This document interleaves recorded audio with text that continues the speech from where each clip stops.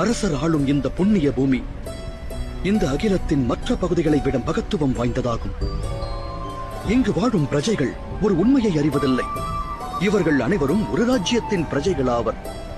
அவ்வகையில் இனி அரச குலத்திற்கு ஒரே சாசனம் நிலைக்கும் மகாமந்திரியாரே. ஆள்பவன் கொற்றவனாய் இல்லாமல் பிரஜைகளுக்கு ஒற்றவனாய் விளங்குவான். இந்த ராஜ்யத்திற்கு பெயர் ஒன்று தோன்றும். சித்தாந்தங்களும் அறிவுரைகளும் ஒரே நிலையில் நிலைத்திருக்கும். இந்த பூமியின் கொடிச்சின்னம் ஒன்றாக விளங்கும். அனைவருக்கும் ஒரே நியாயம் என்ற நிலை உருவாகும். அரசர் ஆளும் இந்த பூமி பரதம் என்னும் பெயர் கொண்டு பாரத பூமி என்று அழைக்கப்படும்.